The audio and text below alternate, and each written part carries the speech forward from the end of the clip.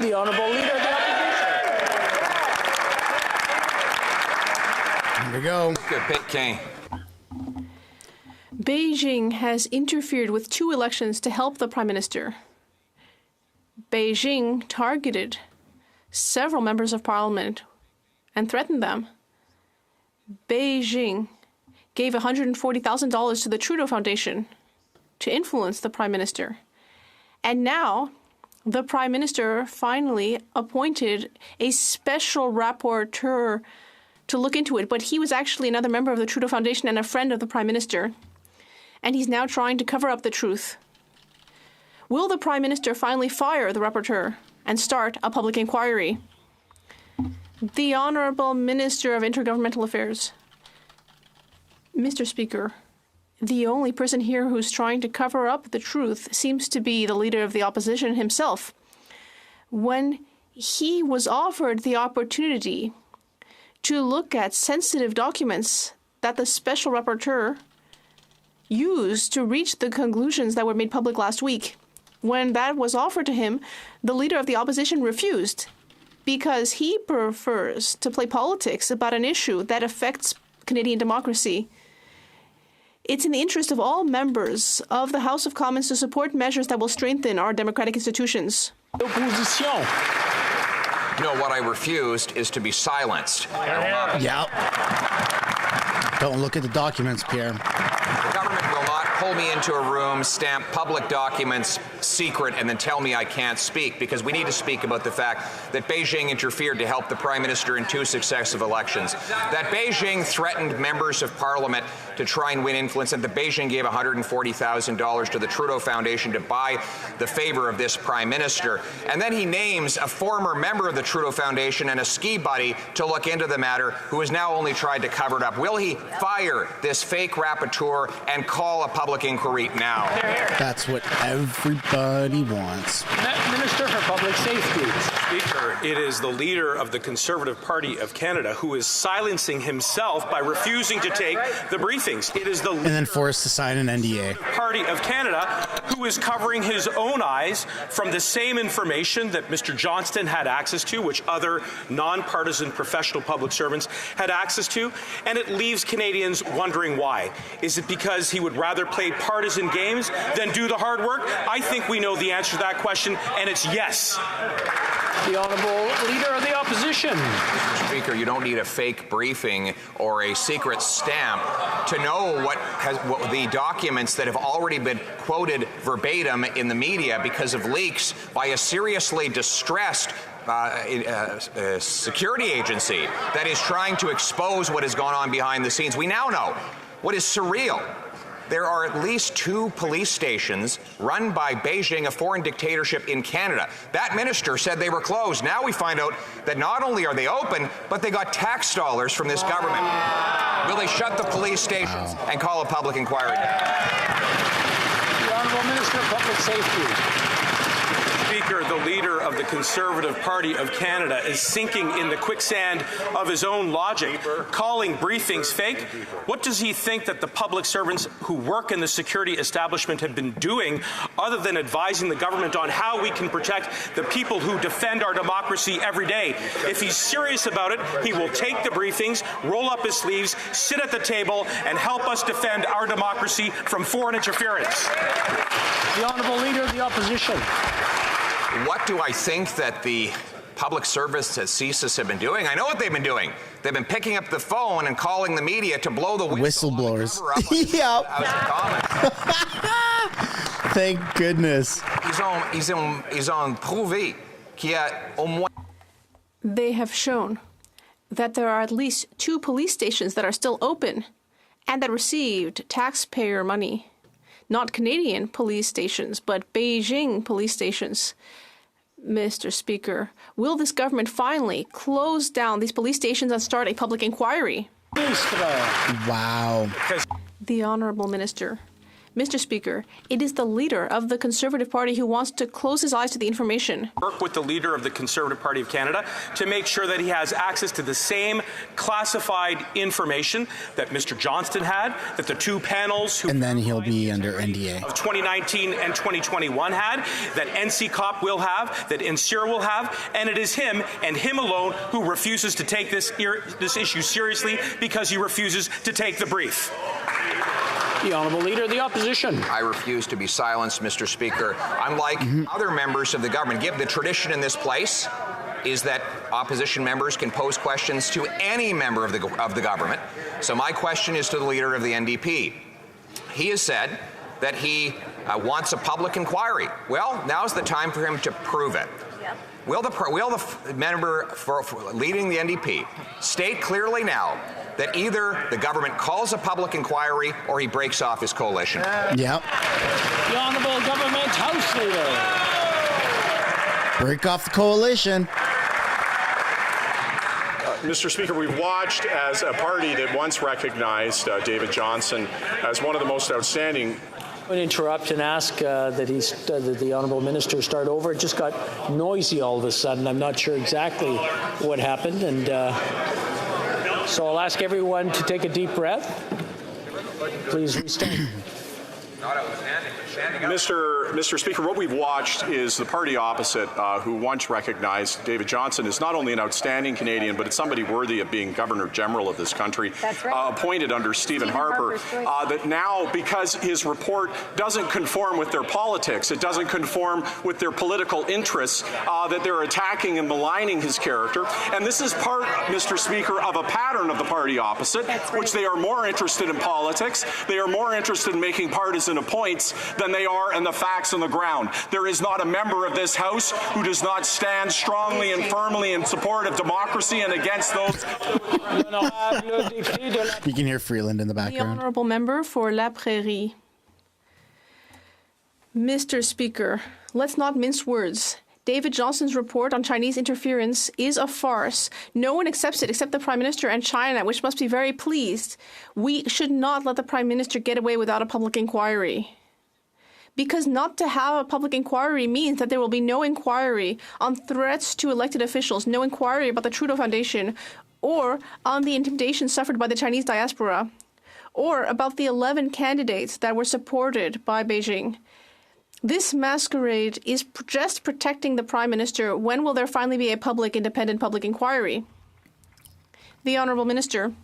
Jagmeet's going to end the coalition. I'm calling it now. Mr. Speaker, once again, I would encourage the leader of the Bloc Québécois to accept the government's offer to bring the Bloc Québécois up to date on all of the sensitive and detailed information that Mr. Johnston and the Committee of Parliamentarians that includes representatives of the Bloc Québécois and other opposition parties, that all of them saw. They all looked at this intelligence and the facts. And I'd encourage the leader of the Bloc Québécois to do the same thing before putting forward partisan remarks. This is a serious matter and deserves a serious reaction. I hear some very clear, very distinct voices that can be recognized in the House. I'm sure they wouldn't want to be named publicly. Both languages, I might say. That's very Canadian, but it's still not parliamentary. So I'm sure He's got some jokes today. don't want me to name them. So we'll just go on to the next. He's looking at the Conservative bench. Député de la Prairie. The Honourable Member for La Prairie. Mr. Speaker, this report's only goal is to protect the Prime Minister, not to cast light on Chinese interference. That's why no one has changed their mind about the fact that we need a public inquiry. Both Quebecers and Canadians are asking for that inquiry. The polls are clear. This report has just been published to help the Prime Minister. It's been published by a man chosen by the Prime Minister. That's not what people in this House want. So I will say that the Bloc Québécois will be insisting every day until the Prime Minister launches the inquiry. Does he understand that he can't get away as easily as all that? The Honourable Minister of Intergovernmental Affairs. Once again, Mr. Speaker, I would invite my colleague for La Prairie to speak to the leader of his party and take advantage of this government's serious offer to share sensitive information so that the leader of the Bloc Québécois and his colleague on the committee of parliamentarians responsible for closely examining this very matter, I'd encourage the leader of the Bloc Québécois to look at the facts that David Johnston and the committee used to reach their conclusions. Mr. Speaker, I think that's the very least serious action we could ask for from the Bloc Québécois on such an important matter. The honourable member for Burnaby South. Weekend that the negotiations with Stellantis to resume the production of the EV battery factory in Windsor are not going well. I don't know why the Conservatives are moaning about this. This is very serious. There's 20 It actually is. jobs at stake. 2,500 current jobs, up to 5,000. So will this government ensure that those jobs don't end up going to the U.S. and instead we keep those jobs here in Canada and do everything possible to make this deal go forward? While the Conservatives want this deal to not go forward, we want it to go forward. I actually agree with that. It's such an important thing right now. Mr. Speaker, the answer absolutely is yes. We will ensure the deal goes forward. We will ensure the jobs will stay in Canada. That's why we have a $120 billion clean economy plan. And you know what else, Mr. Speaker? We're going to ensure that Ontario pays its fair share because this is an investment in a particular province. And we know that Canada is a country of regions and regional equity is really important. And we're going to ensure the company comes Just say to a reasonable offer. when you're going to pay the piper. The honourable member for Burnaby South. The government needs to back up those orders with action and protect the factory. Pour tout au Canada, les prix. Throughout Canada, rents are soaring, and Quebec is no exception. Rents are going up so quickly. In Montreal, a two-bedroom is now renting for more than $2,100. For most Quebecers, that means that there's not much left to pay for their bills and groceries. When will this government finally take action to put an end to this crisis? L'honorable secrétaire parlementaire. Monsieur le Président, je remercie mon collègue.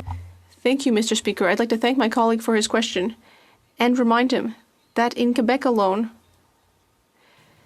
ever since the National Housing Strategy, Quebec has received more than $5 billion to build thousands of housing units in order to renovate and build, and we will continue to work with the government of Quebec, especially on the rapid housing strategy that we finally have an agreement with Quebec on. Member for Dufferin-Caledon. Mr. Speaker, I'm in trouble. I'm being investigated, and my company's being investigated. But don't worry, colleagues, it's going to be okay. I'm going to pick the My investigator. longtime neighbor and friend to investigate. Wait. Sorry, I thought for a moment there I was the Prime Minister. A friend to investigate you is unethical. Holy shit. Absolutely. No one other than these Liberals put any faith in this Old Friends report. Mr. Speaker, what will it take for these Liberals to finally call a public inquiry? Oh my God. All government House Leader. Mr. Speaker, and I quote, Mr. Johnson has a strong record of public service, a broad base of support, and impressive list of achievements. He has extensive legal expertise, a comprehensive understanding of government, and a deep appreciation of the duties and tasks before him. David Johnson represents the best of Canada. That was said by Stephen Harper, Mr. Speaker. And it's interesting that somebody who they lifted up and venerated as one of the greatest Canadians, when he disagrees with them, suddenly is roadside trash. Suddenly, the things he says means nothing, Mr. Speaker. It is despicable, and I have great disregard for the way in which somebody... They're not saying that David Johnson is roadside trash. They're saying he shouldn't be allowed to investigate his friend. There's a huge difference. Sure, he's good at his job, but there's a bias, a conflict of interest. Holy crap. Tough concept to understand.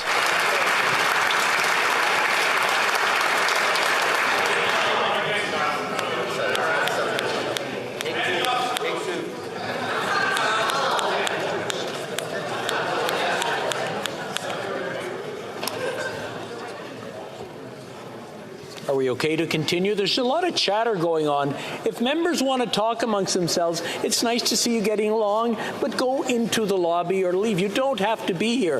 If you want to talk amongst yourselves, that's okay. But don't do it here while somebody's trying to hear what the question and what the answer is. Do I have your agreement on that? Agreed. Very good. The Honourable Member for Dufferin-Caledon. Mr. Speaker, a conflict of interest arises when there's an appearance of conflict. Appointing your old friend to investigate you is an absolute appearance of conflict. Yes. To do that knowingly is completely unethical. So you get to the point where you have to ask, why? Why would you point in a friend? What are they hiding? Mr. Speaker, why wouldn't you call a public inquiry? The question Canadians ask every day now is, what are they hiding? Mr. Speaker, I'll ask again, what will it take for these Liberals to finally get rid of this conflict of interest report and call a public inquiry? Fantastic. Couldn't have said it better myself. Of course, David Johnson has been a great friend to Canada. He is somebody who's dedicated his entire life, and the idea that Mr. Johnson, after a lifetime of dedicated service, including service that the party opposite called him into, ask the Honourable Government House Leader to start over. I'm having a hard time hearing. There's some comments being made, some shouting being made. He's going to pick on the Conservatives now. Maybe have everything calm down. The Government House Leader, please. Here you go, Mark. Mr. Speaker, what is clear is that David Johnson has dedicated his life to this country, and that the reality is that national security is something which I know every member of this House is deeply seized with, and that's precisely why we are having a hard time understanding why the Leader of the Opposition refuses to take his eyes off of information, why he refuses to take his hands from in front of his face and look at the information that he's been asked to look at in the interest of national security, so that we can work together to preserve the democracy that we also do. The Honourable Member for Leeds, Grenville, Thousand Islands and Rideau Lakes. The Prime Minister appointed a family friend and Trudeau Foundation member to investigate, more like cover up, foreign interference by Beijing in our democracy. And that family friend then appointed another Trudeau Foundation member to supposedly clear them of their conflict of interest, and then hired a lifetime Liberal donor to work for them. This has been a sham from the very beginning. Canadians don't have confidence in this process. That's why they want a public inquiry, and that's why that was what was passed in this House. Will the Prime Minister call one today? Holy crap. Minister for Public Safety. Mr. Speaker, the Conservatives can continue to malign Mr. Johnston despite the fact that he has distinguished public service, which was recognized by a former Conservative Prime Minister in Stephen Harper. The fact is that his first report speaks for itself in its quality, which looked at the most accessible information and verified that the 2019 and 2021 elections were free and fair, and which carves out a path in order to bring Canadians along in the way in which we can protect our democratic institutions. It is solely the Conservatives who want to continue to engage in partisanship rather than defend the national interest. They should reverse. The Honourable Member for Leeds, Grenville, Thousand Islands and Rideau Lakes. Well, if the minister doesn't know what a conflict of interest is, let me give him an example. The Trudeau Foundation takes $140,000 from the dictatorship in Beijing. Yep. Then, in investigating foreign interference, the Prime Minister, who shares the same name as the foundation, which was the target of a foreign influence operation, appoints a member of that very foundation, two members of that foundation, in fact, to investigate foreign interference. They don't understand what a conflict of interest is, and that's exactly why we need a public inquiry to get to know what these Liberals knew, when they knew it, and we can restore confidence in our democratic institutions. Will they call the inquiry today? The Honourable Government House Leader. Mr. Speaker, the character of the person that they're maligning was actually David Johnson. He was the person that they appointed to look into the allegations against former Conservative Prime Minister Brian Mulroney. So it was okay for them to choose him to look into malfeasance for their former Prime Minister and their former leader, but now all of a sudden they don't trust him. All of a sudden he is not a credible Canadian. Mr. Speaker, it is beyond all reasonability that they will attack and malign, frankly, anybody who stands in the way or disagrees with advancing their political interest. Honorable député de Mégantic-L'Érable. The honourable member for Mégantic-L'Érable. Well, in the end, the special rapporteur wasn't all that special, except for his relationship with the Prime Minister's family and his attachment to the communist Chinese regime. Otherwise, how can we understand the fact that despite a majority vote in this House, experts' recommendations, and what most Canadians want, Mr. Johnston still rejected holding a public independent inquiry on Chinese interference? The Prime Minister chose the rapporteur's title, mandate, and his conclusions. This rapporteur may be special, but he's not independent at all. No, he's not. When will this Prime Minister put an end to the circus and call for a public inquiry? The Honourable Minister.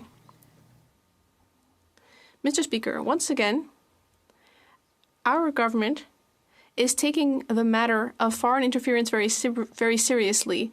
Ever since we formed government, we took it seriously. The former Conservative government was in power in 2013 when intelligence agencies identified the growing threat of Chinese and foreign interference. And yet the Conservatives did nothing, absolutely nothing, to strengthen our democratic institutions. That's exactly the opposite of what we did. When we formed government, we depended on expert recommendations to strengthen our democratic institutions. The honourable member for Mégantic-L'Érable. Well, here's what's so special about the Prime Minister's rapporteur. He's considered an old friend of China. He started a Confucius Institute related to the Chinese regime at Waterloo University. He received an honorary doctorate from a Chinese Communist Party official. 3 of his daughters studied in Chinese universities. He was a member of the Trudeau Foundation, which received $140,000 from the Beijing regime, and he himself boasted that he was a close friend of the Trudeau family. Will the Prime Minister finally put an end to this flagrant conflict of interest by launching an independent public inquiry, which should also now cast light on the appointment of his own friend to the position of Special Rapporteur? The Honourable Minister of Intergovernmental Affairs. Mr. Speaker, perhaps my colleague across the way should consult his old boss, Mr. Harper, the former Conservative Prime Minister of Canada, who asked that same individual, Mr. Johnston, to serve not only as Governor-General of Canada, but also to advise the former Conservative government on a matter as important as a public inquiry on the Airbus situation. So, if the Conservatives believed in this individual to have the judgment to carry out those functions, I find it very unfortunate that for partisan reasons they seem to be giving up on that confidence. The Honourable Member for Lac-Saint-Jean. Mr. Speaker, all groups from the Chinese diaspora that are fighting for human rights in Canada are asking for a public inquiry on Beijing interference. Mehmet Todi, representative of the Uyghur community in Canada, Hong Kong pro-democracy dissidents, Falun Gong, Tibetan independence activists, all of those, well before the scandal, were suffering Chinese intimidation tactics on Canadian soil, and they've all denounced the Liberals in the Globe and Mail. These are full Canadian citizens who are being abandoned by their own government. The Liberals must make amends to these people and start a public independent inquiry. Dude, I swear I think the Bloc and Conservatives are going to team up. Mr. Speaker, I'd like to reassure my colleague and all other colleagues in this House that it goes without saying that if diplomats who are here in Canada do not respect the Vienna Convention, then of course we will declare them persona non grata.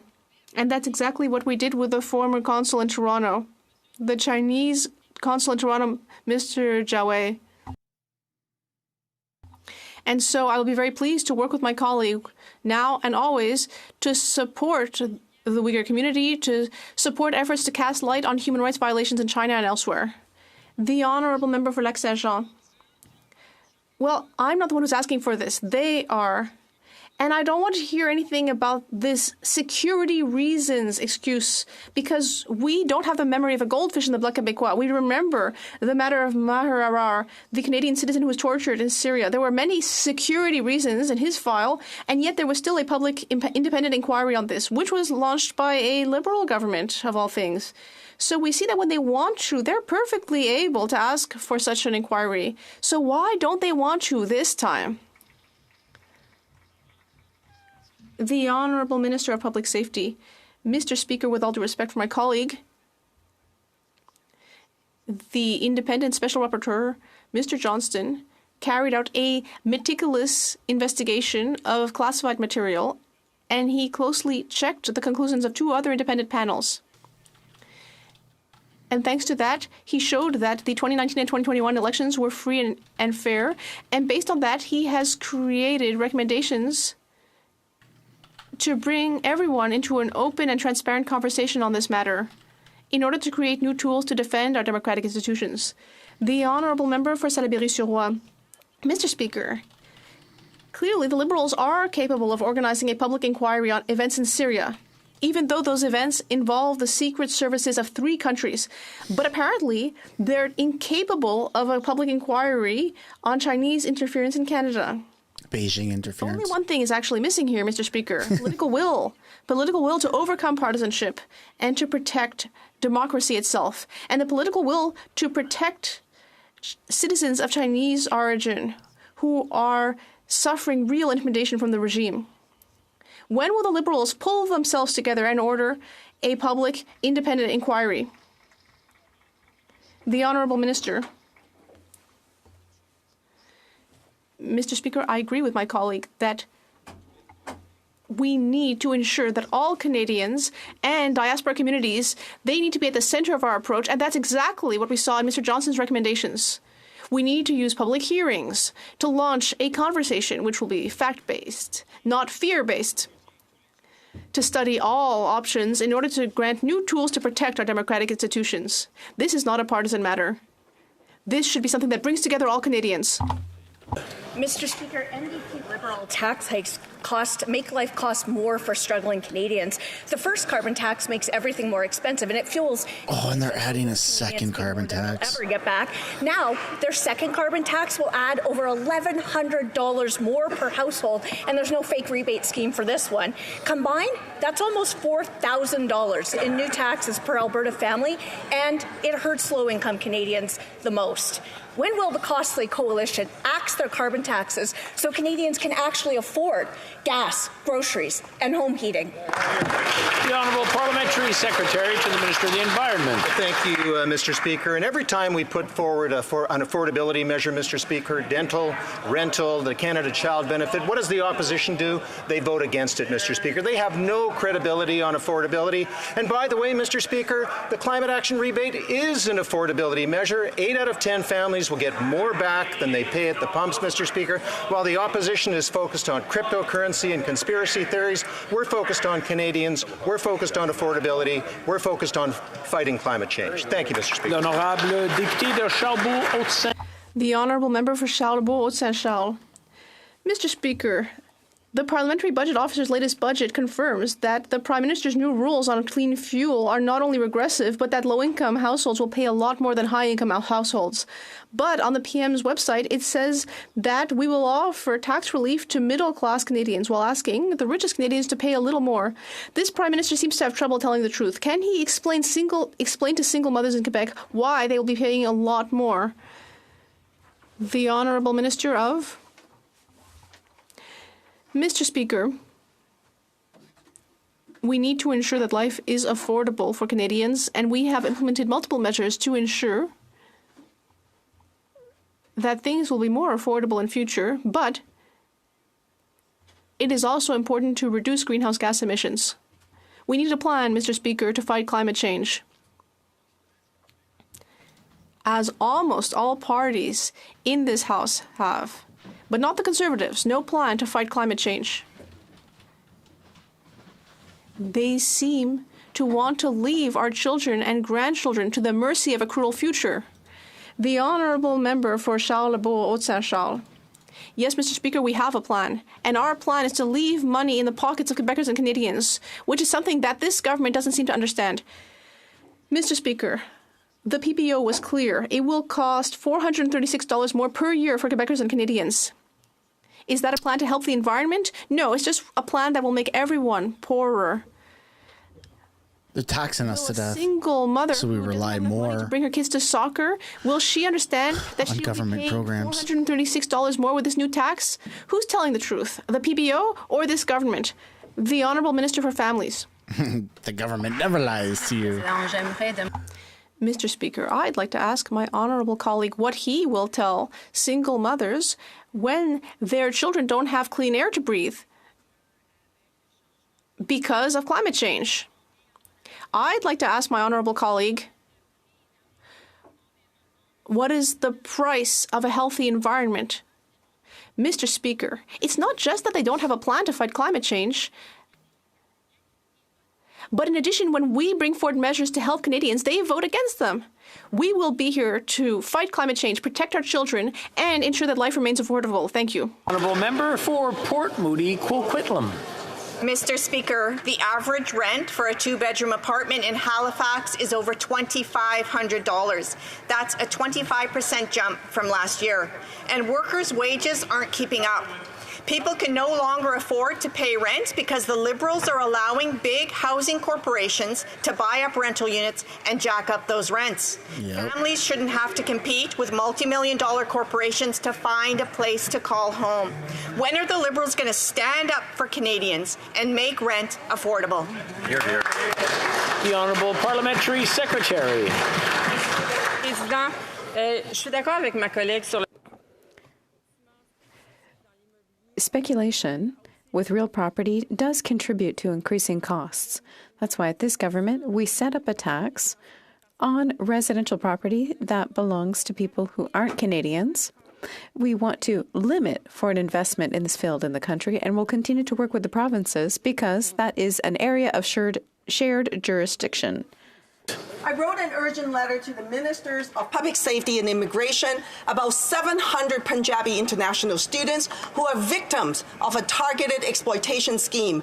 A consultant used fake university admission letters for their student visa without their knowledge. As a result, 150 students are scheduled to be deported. This is unacceptable. The Minister of Immigration says victims of fraud should not be punished. We need more than words. Will this government immediately stay the deportation orders for these students and provide them with a pathway to permanent status? The Honourable Parliamentary Secretary. Mr. Speaker, let me be very clear. Let me be very clear. She's lying. Identifying culprits, not penalizing victims. Victims of fraud will have an opportunity to demonstrate their situation and present evidence to support their case. We recognize the immense contribution of international students that brings to our country, and Mr. Speaker, we will continue supporting them. Member for Halifax West. Speaker, over the weekend, thousands of Nova Scotians have had to flee their homes as wildfires spread across my province. One fire is ongoing and still not under control in Upper Tantallon and Hammonds Plains areas in my riding of Halifax West. People's homes have been put at risk in the blink of an eye. The situation is so serious that Halifax Regional Municipality has declared a state of local emergency. Can the Minister of Emergency Preparedness update this House on the situation on the ground and the conversations our government has been having with the province? Sure. I'd like to thank my honourable colleague from Halifax West for this very important question and for the strong advocacy of all of our colleagues from Nova Scotia. Let me first take the opportunity to commend the incredible hard work by firefighters, first responders and community volunteers who have been working tirelessly to protect Nova Scotians throughout this event. We are hearing reports that many homes have been lost, and our thoughts are with the over 16,000 people who've been displaced during this extremely challenging time. My office has been in regular contact with our provincial counterparts. I spoke with Minister John Lohr of the provincial government this morning to ensure that they will have the support that they need. Our shared priority is the safety of all Nova Scotians, and we will be there to help all of those impacted as they recover from this tragic event. Member for Carlton Trail, Eagle Creek. Mr. Speaker, while Canadians are struggling to put food on the table, pay their mortgages, and put gas in their cars, the Liberals are doubling down on their disastrous carbon tax, a tax that will increase the cost of a litre of gas by 41 cents and increase the price of everything. Now, their second carbon tax will add 17 cents.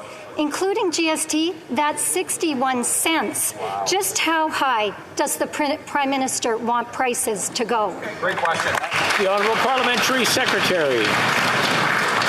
Well, Mr. Speaker, the Conservatives don't seem to realize that there is a cost to climate change. Mr. Speaker, there was a That's the funniest thing you could have said. to the Canadian economy, to BC in particular, from the fires, drought, and floods that happened there. 600 people died under the heat dome, Mr. Speaker. A $4 billion impact from Hurricane Fiona, Mr. Speaker. And fires are raging in Nova Scotia and northern Alberta. What is it going to take for the Conservatives to stop the denial and take climate change seriously? Thank you, Mr. Speaker. For Carlton Trail, Eagle Creek. Well, Mr. Speaker, when the Prime Minister doesn't care about monetary policy, Canadians pay the price. These combined carbon taxes will cost Saskatchewan families $2,840. That means less available dollars for groceries, gas, and mortgage payments. This Liberal financial crisis is already forcing 1.5 million Canadians to use food banks in a single month. With gas prices already at $1.60 a litre, just how high does this government want prices to go? How high? The Honourable Minister of Sports. Monsieur le Président, alors qu'on est à peine au début de la saison. At the beginning of the hot season in Canada, and there's forest fires raging in many areas in Canada, which are going to lead to extremely high costs for families, municipalities, provinces, and the federal government, it's completely irresponsible that not only do the Conservatives want to remove the price on pollution, but they're going to vote against the budget that has concrete measures to help families. With the high cost of living, that's irresponsible. Bay Central Notre Dame. Mr. Speaker, carbon tax 1 and 2 will hammer Atlantic Canadians, ranging from $2,081 in PEI to $2,166 in my home province. Atlantic premiers, including the Premier of Newfoundland and Labrador, begged the Prime Minister to not put carbon tax on home heating fuel. Their requests fell on deaf ears. Now these premiers, including Premier Fury, asked the Environment Minister to not implement carbon tax too. So will this Liberal government stop trampling over the people of Newfoundland and Labrador and axe this useless carbon tax? Yeah. The Honourable Minister for Northern Development. Thank you, Mr. Speaker. Now that there's two carbon taxes. On both sides of the House about the devastating fires in Nova Scotia and New Brunswick. I'd like to remind my colleagues about the devastation of Hurricane Fiona. All that comes with a price. It's sad that the others don't have a plan to address all this, because there is more coming, Mr. Speaker, and I hope and pray that no one is hurt in this, because there are more disasters coming. We have a plan to address this climate change. I wish the people across the aisle did. The Honourable Member for Coast Bay Central Notre Dame. Mr. Speaker, there they go again with that stupid guilt trip. Fishermen like the Jacobs brothers. Wow. No, he's in trouble. He can't do that. I don't think that's... That's not parliamentary. It's an emotional word, but I don't think it's a parliamentary word. I'm going to let the Honourable Member start over and use proper language. Don't break the rules, man. Mr. Speaker, there they go again with that unbelievable guilt. The Jacobs brothers from Fogo Island, fishermen They're a synonym. to the ocean in Canada's most dangerous profession, are going to be hammered when carbon tax is placed on the very fuel that they need to feed their families. So will this government that knows their carbon tax is a failure axe this useless carbon tax and stop trampling on the people of Newfoundland and Labrador? The Honourable Minister of Natural Resources. Thank you, Mr. Speaker. I think that we can all agree that affordability is very important. That is why we put into place programs like the heat pump program, which will directly benefit Atlantic Canadians disproportionately across the country. But heat pumps, Mr. Speaker, don't physically work plan to fight in like 40 below. It's an existential threat to the future of the human race. It is appalling that the party opposite has no plan to fight climate change. It has no plan for the economy of the future in terms of building an economy that can thrive in a low-carbon future. Later this week, I will be in Newfoundland to make a major announcement that is the direct result of having an appropriate, thoughtful plan to fight climate change.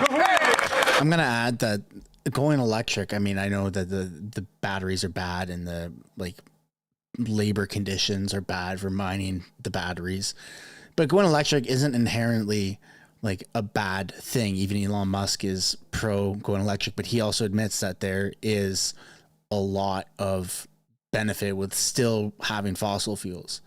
You shouldn't have to force people to go electric.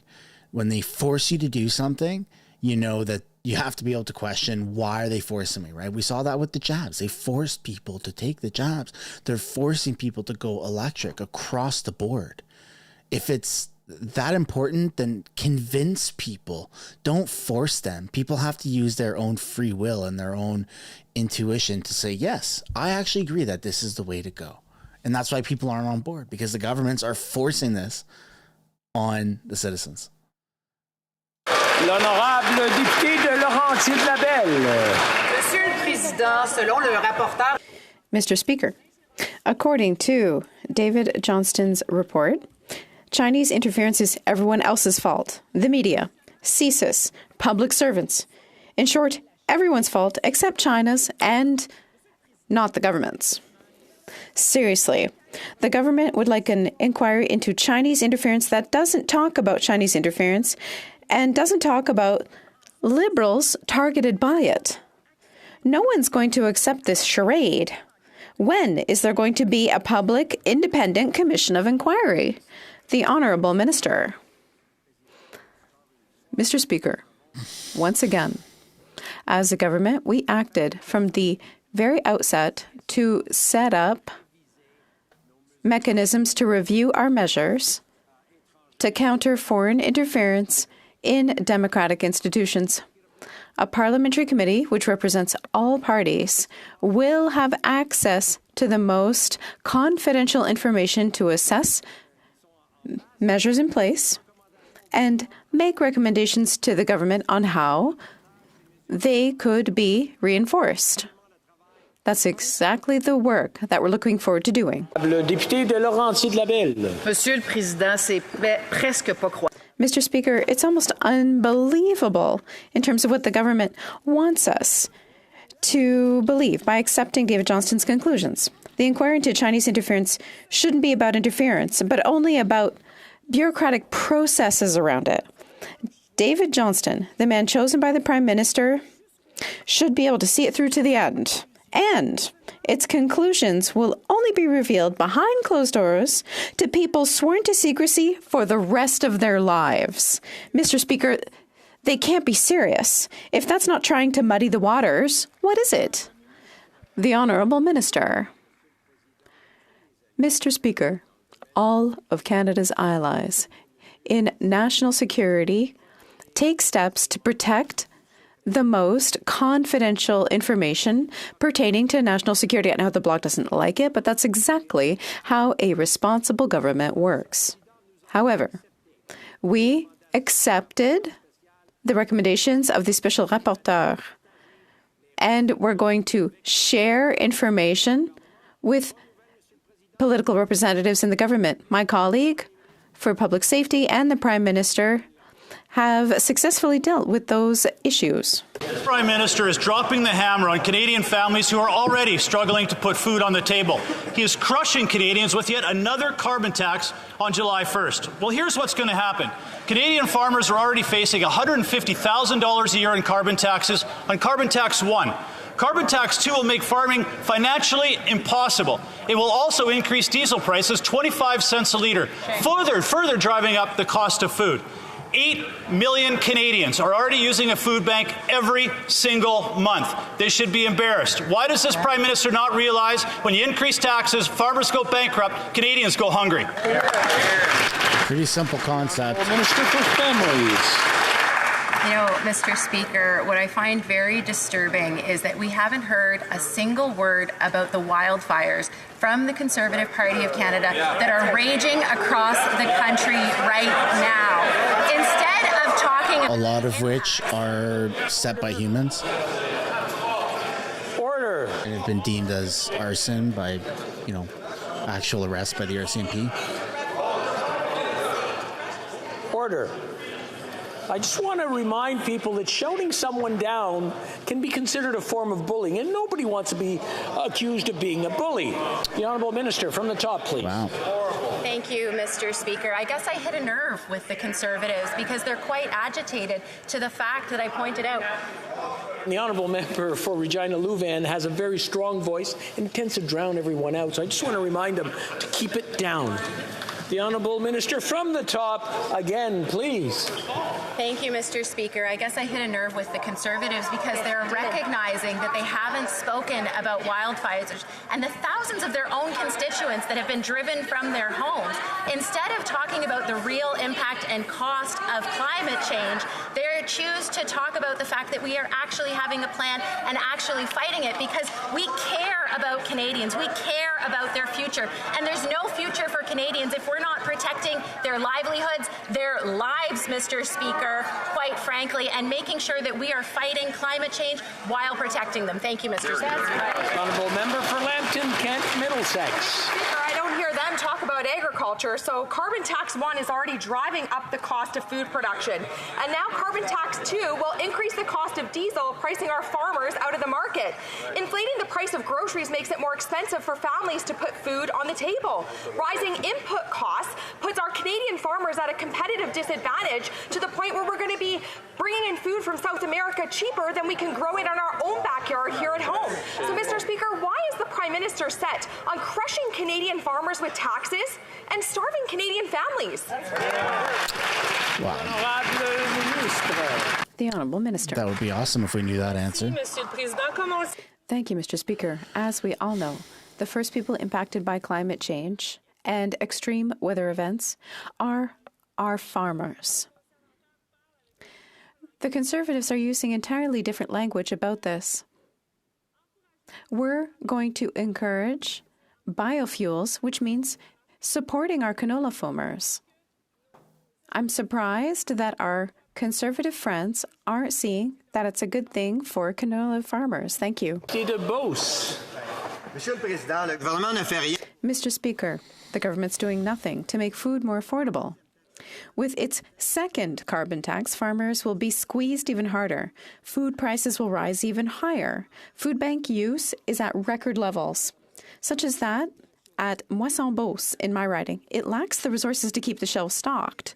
We need policies to reduce the cost of food and inputs for farmers. When will the Prime Minister put Canadians' food first? The Honourable Minister. Thank you, Mr. Speaker. I'd like to remind my colleague of certain measures we have implemented, such as the Canada Child Benefit or different benefits for low-income workers, or measures for offering dental care. Local food infrastructure is being supported, and that supports things like community gardens and other local initiatives. Number 4, Mississauga, Streetsville. Mr. Speaker, as the first Filipina member of this House, I join my colleagues in working to strengthen ties between Canada and the Philippines. Canada is home to nearly 1 million people of Filipino origin, and that number is growing every single day. As we conclude Asian Heritage Month and on the eve of Filipino Heritage Month, can the Minister of Foreign Affairs outline the vital role that this relationship plays as part of our government's ambitious new Indo-Pacific strategy? Honourable Minister of Foreign Affairs. Mr. Speaker, I would like to thank my colleague and friend from Mississauga, Streetsville for her important advocacy and her fantastic work. It was my first trip to the Philippines, and we know the country is extremely important in the context of our Indo-Pacific strategy. I had the chance to meet with the government members, also with civil society and business leaders. And of course, as we head into Filipino Heritage Month, I look forward to engaging even more with the Filipino community. I was in Winnipeg just last week doing that, and I look forward to working with my colleague from Mississauga, Streetsville on this very issue. Thank you so much. The Honourable Member for Edmonton West. Over $300,000, Mr. Speaker. That's how much this Liberal government has gifted to charities identified as hosting Beijing's illegal police stations in Canada. Now, this government famously disqualified faith-based charities from the same student summer jobs funding for not agreeing to Liberal ideology. Apparently, though, charities identified as hosting Beijing's illegal police stations do qualify as matching the Liberals' value attestation. So why, Mr. Speaker, is this government funding Beijing's illegal police stations instead of shutting them down? The Honourable Minister for Public Safety. know, Mr. Speaker, every single one of us in this chamber has a responsibility to take the issue of foreign interference seriously. But what we have seen from the Conservatives is the exact opposite. They have voted against legislation to give our national security establishment more powers to fight this scourge. Mr. Speaker, we heard their own national campaign director in the last election say that their members of their caucus didn't take this issue seriously, and now we have the leader of the Conservative Party of Canada who refuses to take the briefing. I say through you, Mr. Speaker, to him, take the briefing, take this issue seriously so we can fight foreign interference together. The honourable member for Kamloops, Thompson, Caribou. Mr. Speaker, I spent most of my adult life working in the criminal justice system, and I can say unequivocally that I've never seen bail in such a precarious state. After 8 years of this Liberal government, violent crime is up 32%. The wheels really started to fall off with the passing of Bill C-75. And now the Liberals have tabled amendments to bail that, in my reading, would not have applied to Constable Pierre's alleged killer. Mr. Speaker, when will this Liberal government undo the harmful effects of Bill C-75 to end catch and release and keep Canadians safe? The Honourable Minister of Justice. Mr. Speaker, Bill C-75 codified a number of Supreme Court of Canada decisions and did not fundamentally change the law of bail in Canada. However, Mr. Speaker, listening to provincial premiers, provincial ministers of justice and public safety, listening to police officers, we have proposed amendments to the bail regime to answer their concerns. Mr. Speaker, here's the Canadian Chiefs of Police. We commend the governments for acting on the urgency for legislative change and recognizing that our amendments were not calling for a complete overhaul of Canada's bail system. Mr. Speaker, we're listening and we're getting results. The honourable member for Flamborough-Glenbrook. Mr. Speaker, after 8 years of these Liberals, violent crime is up 32%. Recently in Toronto, a 75-year-old woman was approached from behind and stabbed in the neck. Mr. Speaker, this Liberal bail legislation fails on bail reform. Under the proposed bill, the accused killer of OPP Constable Greg Kazala and countless other repeat violent offenders would still have been released on bail. Mr. Speaker, will the government stop the catch and release agenda, stop making our streets more dangerous, undo their irresponsible changes in Bill C-75? The Honourable Minister of Justice. Mr. Speaker, again, from the Canadian Chiefs of Police, we're convinced that the legislative changes put forth in Bill C-48 will go a long way to help eliminate the preventable harm and senseless tragedies attributable to violent and repeat offenders across Canada. Mr. Speaker, we heard from provincial justice ministers and public safety ministers that we needed to attack repeat violent offenders with weapons. That is precisely what we're doing, Mr. Speaker. We've done it in consultation with stakeholders. We've worked and listened to police associations across Canada, and we have a bill that will strengthen our legislative framework. And going to let people back out on the streets. Vancouver Sunshine Coast Sea, the Sky Country. Mr. Speaker, the Canadian Coast Guard protects our coasts and oceans from the Pacific all the way to the Atlantic and everything in between. Their work keeps Canadians safe on the water and creates the conditions for a thriving blue economy. Can the Minister of Fisheries, Oceans and the Canadian Coast Guard please inform this House how we're making sure that the Coast Guard has the ships that they need to serve Canadians? The Honourable Minister. Well, thank you, Mr. Speaker, and I'd like to thank the member of Sunshine Coast Sea to Sky Country for his West Vancouver Sunshine Coast Sea to Sky Country for his question and his great work on coastal matters. The Canadian Coast Guard does provide critical services in our waters, everything from aiding navigation to spill cleanup and saving lives, which is why I was so pleased to announce $2.5 billion in federal investment to build up to 61 new vessels for the Coast Guard, and that will give them the modern capabilities that they need while creating good-paying jobs right across Canada. The Honourable Member for Cowichan, Malahat, Langford. Mr. Speaker, the development of a co-managed marine safety centre with the Pacheedaht First Nation in my riding seems to have been abandoned by this government. This project is supposed to be a meaningful effort for reconciliation and protecting our oceans. Now, when I previously raised this issue with the Minister of Fisheries and Oceans, she didn't answer my question, and there was no mention of the agreement with the Pachidat, who have now been waiting for over 3 years. So I'll ask again, why does it appear that the government is ignoring the Pachidat First Nation and stalling the development of this important project? When will we see the commitment? Here, here. Good question. Well, Minister of Fisheries and Oceans. Well, thank you, Mr. Speaker. Fisheries and Oceans is such a joke. And our and my commitment to Indigenous reconciliation is absolute, and it is a really strong focus of our government, including our funding. It's a very strong focus of the Fisheries Ministry and Department, and from me personally. So I will investigate the situation that the member has just raised, and I can commit that we will do everything that we can to ensure that any commitments are met. Reconciliation is one of our government's very top priorities. Honourable member for Saanich Gulf Islands. Thank you, Mr. Speaker. On June 19th, 2019, some members in this place will recall that we voted that we were in a climate emergency. The next day, we bought a pipeline. Now Canada is hotter and drier, and we're experiencing wildfires across this country. We have to thank our firefighters and be so grateful to them. Can the Honourable Minister for Emergency Preparedness, who I know is working very hard, tell us how many provinces have wildfires right now, and how much earlier in the season are we experiencing that Canada is in flames?